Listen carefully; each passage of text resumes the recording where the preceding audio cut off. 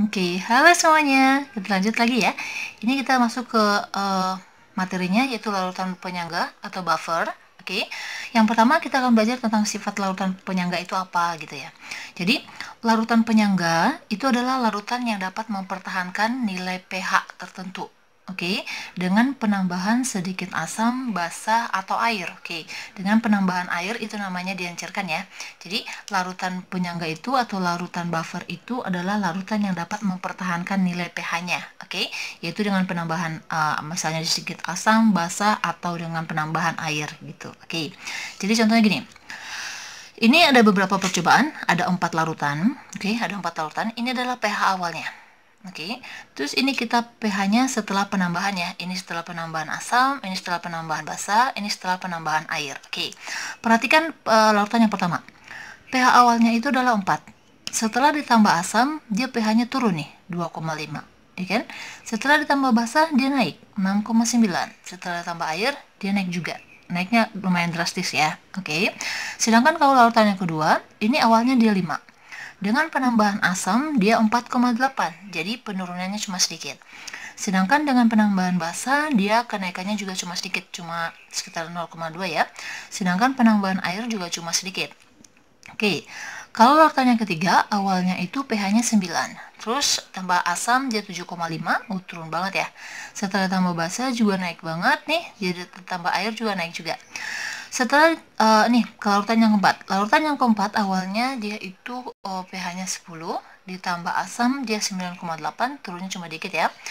Sedangkan ditambah basa dia naiknya 0,3 nih. Jadi 10,3 ditambah air naiknya 0,1. Oke. Ingat tadi bahwa larutan penyangga itu adalah larutan yang dapat mempertahankan pH-nya. Maksudnya di sini mempertahankan bukan berarti nih dengan penambahan asam, dengan penambahan basa, atau dengan penambahan air, pH-nya tetap bukan. Tetapi dia mempertahankan supaya pH-nya itu nggak drastis turun, nggak drastis naik gitu loh. Di sini berarti perubahannya itu yang nggak drastis banget, yaitu larutan yang nomor 2 sama nomor 4. Oke, jadi yang dimaksud dari larutan buffer, dari larutan yang ada di sini, yaitu larutan 2 sama 4. Oke, jadi buffernya 2 dan 4 ya. Oke. Next, yang kedua, itu tadi sifat larutannya ya. Yang kedua yaitu komponennya. Komponen dan cara kerja larutan penyangganya. Oke, jadi larutan penyangga itu dapat dibedakan atas beberapa macam ya. Oke, yang pertama, larutan penyangga, jadi gini, larutan penyangga itu ada 2 jenisnya, yaitu larutan penyangga asam dan larutan penyangga basa. Oke, jadi buffer itu ada 2 ya, buffer asam sama buffer basa. Kalau dia larutan penyangga asam, itu berarti dia mempertahankan pH-nya pada daerah pH-nya itu kecil dari 7. Sedangkan kalau dia penyangga basa, berarti dia itu akan mempertahankan pH-nya itu sekitar pH di atas 7. Oke, ingat itu dulu ya. Oke, sekarang kita masuk nih penjelasannya yang tadi ya. Yang pertama yaitu larutan penyangga asam. Oke, jadi kalau larutan penyangga asam ini kita bisa buat dia larutan penyangga asam dengan 2 cara. Yaitu yang pertama yaitu dengan mencampurkan asam lemah dengan basa konjugasinya atau garamnya. Oke, ingat lagi kan basa konjugasi itu apa ya? Yang arti dari asam basa menurut Bronsted-Lowry ya. Oke. Jadi yang pertama itu untuk larutan penyangga asam kita buatnya yaitu dengan mencampurkan asam lemah dengan garamnya atau basa konjugasinya. Oke, contoh nih. Larutan CH3COOH dan larutan natrium asetat.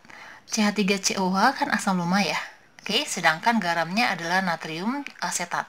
Komponennya yang penyangganya itu adalah asam asetatnya dan ion asetatnya. Yang ini yang disebut dengan basa konjugasinya. Oke.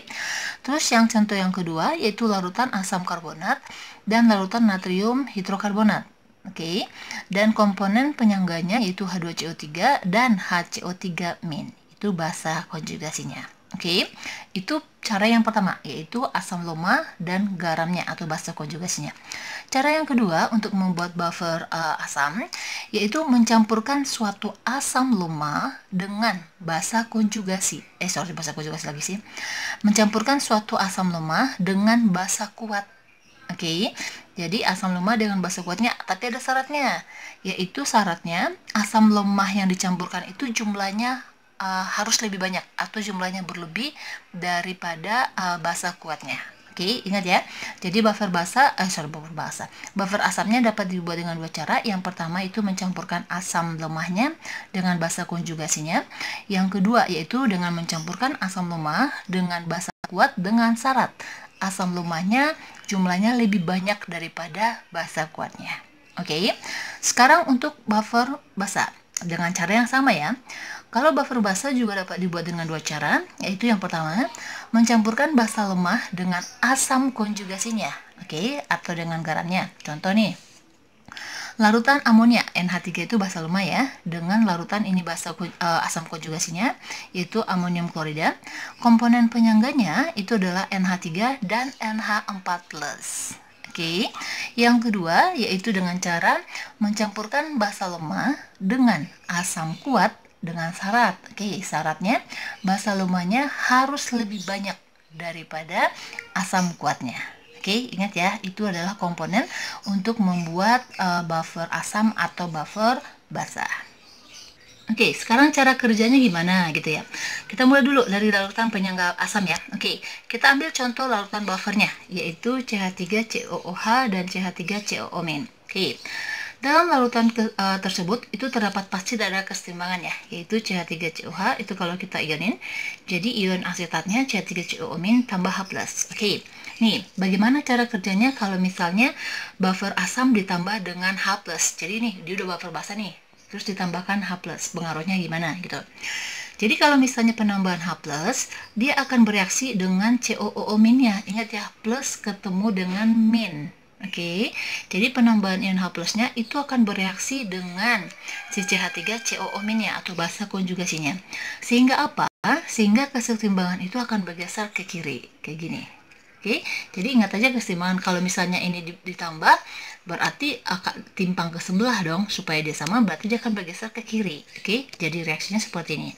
CH3CO- ditambah H+. Oke, tapi gimana kalau misalnya ditambah basa OH-? Oke, ingat selalu, kalau asam itu dia bisa bereaksi dengan kalau basa, dia itu akan bisa bereaksi dengan asam. Begitu juga kalau asam, dia bisa bereaksi dengan basa. Tetapi kalau asam dengan asam itu nggak bisa bereaksi. Basa dengan basa juga nggak bisa.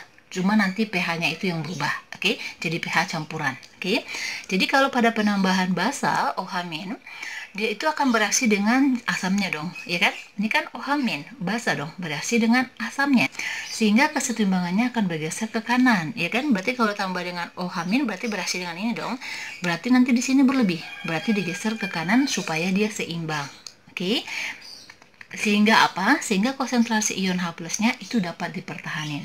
Oke, jadi dengan penambahan OH- pada buffer asam itu dia konsentrasi H+-nya itu dipertahankan sehingga pH-nya itu nggak naik gitu loh dengan penambahan dengan penambahan basa. Oke. Terus yang kedua, cara kerja dari larutan penyangga basa. Oke, sekarang kita ambil contohnya yaitu buffer amonia NH3 dan asam konjugasinya itu NH4+. Oke, ini adalah reaksi kesetimbangannya, berarti NH3 ditambah H2O akan membentuk ion NH4+ tambah OH-. Oke, bagaimana cara kerjanya dengan penambahan H+? Ingat ya, ini buffer basa. Berarti harus dapat mempertahankan pH basanya, yaitu besar dari 7. Jadi dengan penambahan asam, pH-nya itu nggak turun, gitu loh. Karena kan asam itu kan pH-nya kecil dari 7 ya. Oke. Jika ke dalam larutan ditambahkan asam, maka ion H+-nya itu akan bereaksi dengan basa, karena yang ditambahin adalah asam. Ingat tadi ya, asam akan bereaksi dengan basa. Berarti H+ ini kan asam ya, dia akan bereaksi dengan NH3-nya, dengan basanya. Sehingga kesetimbangannya itu akan bergeser ke kanan. Oke, sehingga konsentrasi ion OH- itu dapat dipertahankan. Jadi NH3 ditambah H+ akan membentuk NH4+. Oke. Oke, bagaimana dengan penambahan basa? Kalau pada buffer basa, gitu ya. Oke, jika yang ditambah adalah OH-, berarti dia akan bereaksi dengan apa? Dengan asamnya dong, ya kan? Di sini adalah asamnya itu adalah asam konjugasinya. Asam konjugasinya adalah NH4+, ya kan? Jadi kesetimbangannya itu nanti akan bergeser ke kiri, sehingga konsentrasi OH-nya itu dapat dipertahankan. Oke, jadi NH4+ tambah OH- menjadi NH3 tambah H2O. Jadi teman-teman nanti jangan ragu-ragu, maksudnya jangan pusing. Nanti gini, misalnya Ini kan OH-, ini kan basa ya. Terus asamnya yang mana gitu? Kan nggak ada asam nih. Ya, ingat lagi yang apa, teori asam basa Bronsted teori, yang mana yang asam konjugasi, mana yang basa konjugasi. Itu sifatnya asam dan basa gitu, tergantung. Oke. Jadi misal nih, ini kan basa ya. Ini kan garam NH4 plus, oke. Tapi itu adalah asam konjugasi, nama lainnya. Kalau misalnya ada sealmin itu baru garamnya. Oke, bisa ngerti ya? Oke, sekarang kita masuk untuk menghitung pH-nya. Bagaimana menghitung pH dari larutan buffer gitu loh. Oke. Kalau misalnya dia buffer asam, berarti H+ ya. Oke, ingat tadi buffer itu adalah asam basah, lemah ya, yang lemah ya. Berarti kalau dia lemah, berarti ada Ka-nya dong. Berarti konsentrasi H+ sama dengan Ka dikali mol asam per N, ini valensi ya. Valensi dari garamnya. Berarti mol asam per valensi dikali mol garam. Oke, begitu juga untuk buffer basa, berarti OH- sama dengan Kb dikali mol basa per N dikali mol garam. Oke, ingat ya, N itu adalah valensinya. Contohnya gini, yang dimaksud dari valensi itu gini. Misal, ini adalah contoh buffer basa ya. Ini NH3 adalah basa lemahnya, ini adalah garamnya. Oke, ini kan berarti kalau bisa carinya ya, ini kan tadi molnya basah. Oke, dapat nih mol basa. Terus ini kan garamnya. Valensinya yang mana? Oke, ingat lagi nih. Ini kan NH4 plus NH4 2 kali SO4. Ini kita ionin dulu nih. Ini kan 2 depannya nih, dikali ke depan. Jadi 2 NH4 plus. Ini SO4 2-. Ingat tadi, yaitu asam basa konjugasi.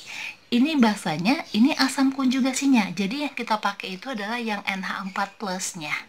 Oke, bukan kedua-duanya dan bukan juga SO4-nya, tetapi dari asam konjugasinya. Di sini dia ada 2, berarti mol yang ini nanti dikali dengan valensinya dikali 2. Itu loh maksudnya. Oke, hati-hati, harus teliti. Oke, kita masuk contoh soalnya. Tentukan pH larutan penyangga yang dibuat dengan mencampurkan 50 ml asam asetat dengan 50 ml natrium asetat 0,2 molar. Oke, nih satu lagi nih kuncinya.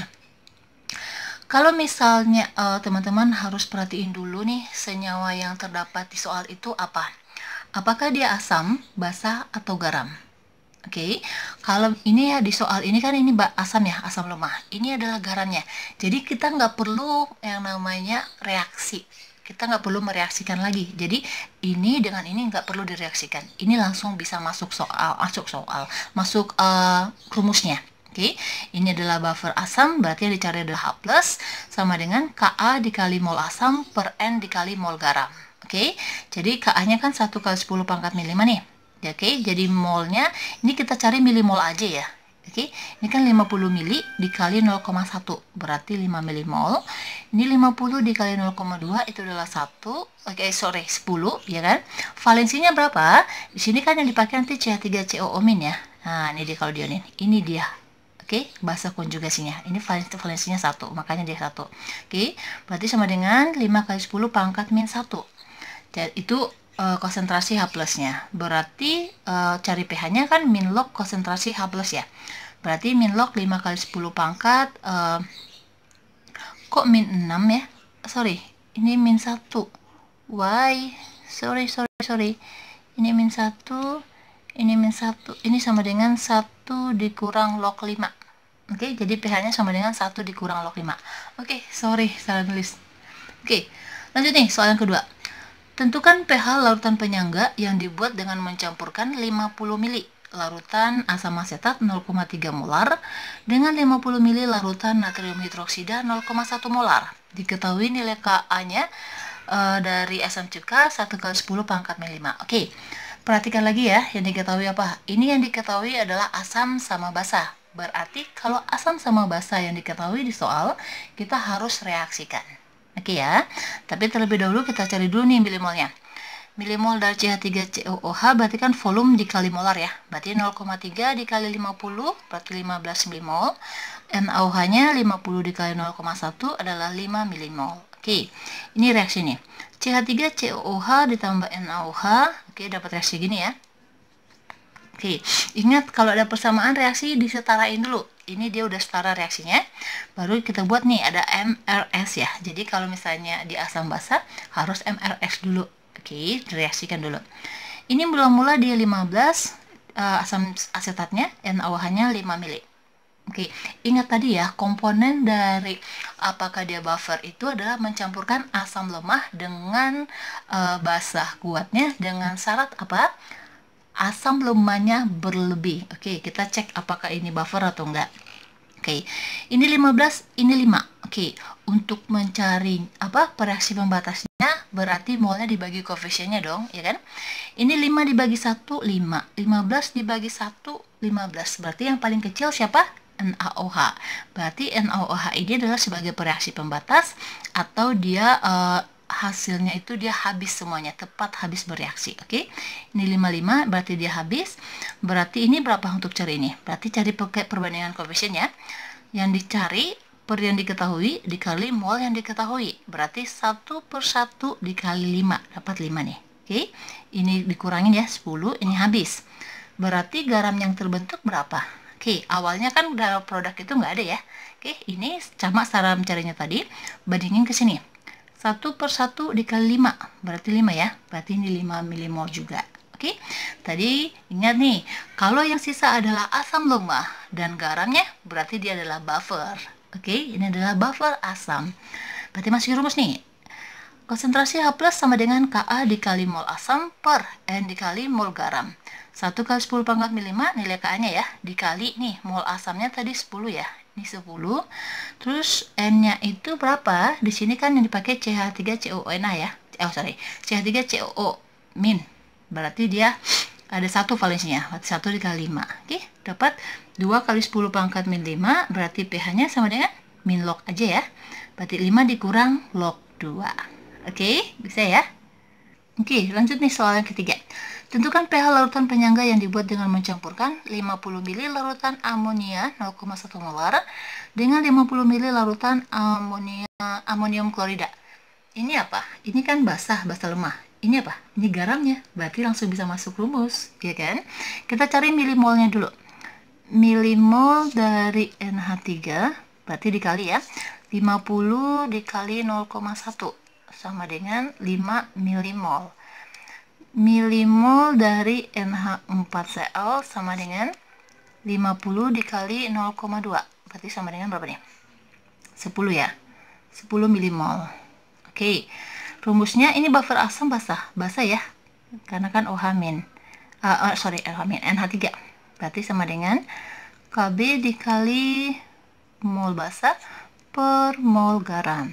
Oh iya, kelupaan, ini nilai Kb-nya sama dengan 10 pangkat min 5. Sama dengan 10 pangkat min 5 dikali mol basahnya berapa? 5 per mol garamnya 10. Valensinya berapa? 1. Dapat tahu dari mana? Ini dia. NH4Cl kan ini diionin jadi NH4+. Ini pakai 1. Oke.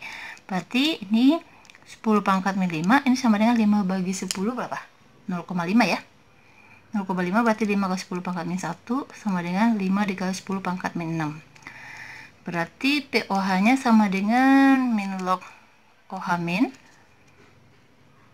sama dengan min log 5 dikali 10 pangkat min 6 sama dengan 6 dikurang log 5, ya kan? Berarti pH-nya sama dengan 14 dikurang 6 dikurang log 5. 14 dikurang 6 berapa? 8 ya. Min ketemu min plus. Berarti ketemunya 8 plus log 5. Gampang ya? Oke. Next lagi. 50 ml larutan amonia 0,2 molar dengan 50 ml larutan HCl 0,15 molar. Ini diketahui basah sama asam. Berarti harus direaksikan dulu. Oke. No problem. Oke. Teman-teman harus semangat gitu. Jadi jangan pusing. Kalau pusing nanti bakalan hilang semua yang udah pelajarin. Oke. Ini HCl-nya sama dengan 50 dikali 0,15.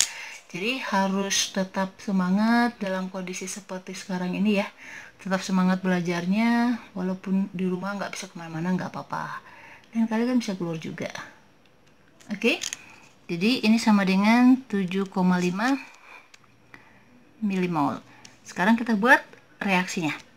Yaitu NH3 ditambah HCl, ini akan membentuk NH4Cl. Oke, MRS, ini mula-mula 10, ini mula-mula 7,5, ini udah setara, berarti 7,5 dibagi 1, 7,5, 10 dibagi 1, 10, berarti paling kecil 7,5 dong. Oke, ini habis. Oke, untuk mencari ini berarti pakai perbandingan koefisien ya, 1/1 dikali 7,5, 7,5 nih. Oke, bukan dibagi dikurang, 2,5, ini habis, ini awalnya nggak ada. Ini fraksi pembatas, berarti untuk cari ini 1/1 kali 7,5. Ini 7,5, berarti di sini 7,5. Oke, berarti untuk masuk rumusnya ini buffer basah, cari OH-nya. KB dikali mol basah per mol garam kali valensinya ya.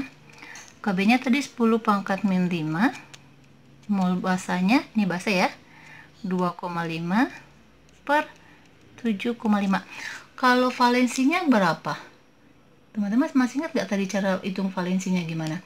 Kalau untuk ngitung valensinya, iya kan, teman-teman harus bagi dulu, kok bagi sih? Tuh cari valensinya harus diionin dulu, ya kan? Berarti nanti lihat yang apa, yang basa atau asam konjugasinya itu valensinya berapa gitu. Oke, jadi ini 2,5 dibagi 7,5 sekitar 0,3 ya. Oke, 0,3 itu berarti 3 dikali 10⁻⁻⁶ jadinya 0,3 kan, 3 kali 10⁻⁻⁴. Oke, berarti POH sama dengan min log OH min, berarti sama dengan min log 3 kali 10⁻⁶ sama dengan 6 dikurang log 3. Oke, berarti pH-nya sama dengan 14 dikurang 6 dikurang log 3. 14 dikurang 6, 8, min kurang min plus log 3. Oke, gampang ya? Oke, lanjut lagi nih. 50 ml larutan amonium sulfat 0,2 molar dengan 50 ml amonia. Oke, ini udah langsung buffer ya. Ini garamnya, ini basa lemahnya. Oke, kita sekarang cari milimolnya dulu. Milimol dari NH4 2 kali SO4 sama dengan 0,2 dikali 50, 10 ya, 10 milimol. Terus milimol dari NH3 sama dengan 0,1 dikali 50 sama dengan berapa nih? 5 milimol. Oke, ingat ini kan yang dipakai itu adalah gini ya, ini kan 2 NH4 plus ditambah SO4 2 min. Kalau ini dia 10, berarti ini berapa? 20 milimol. Jadi yang kita pakai itu adalah yang ini. Oke, ini dia buffer basa, berarti OH min. KB dikali milimol basah per milimol garam dikali valensinya. KB-nya tadi 10⁻⁻⁵ dikali mol basahnya berapa nih? Basah 5 milimol per valensinya kan dipakai N4 ya, N4 kan 2 ya kan, terus dikali ini dia 10, nah gini, di 5, 10 min 5 dikali 5/20, 5/20 sama dengan 1/4 ya, 1/4 itu sama dengan 0,25, berarti 12, berarti 25 kali 10⁻⁻⁴.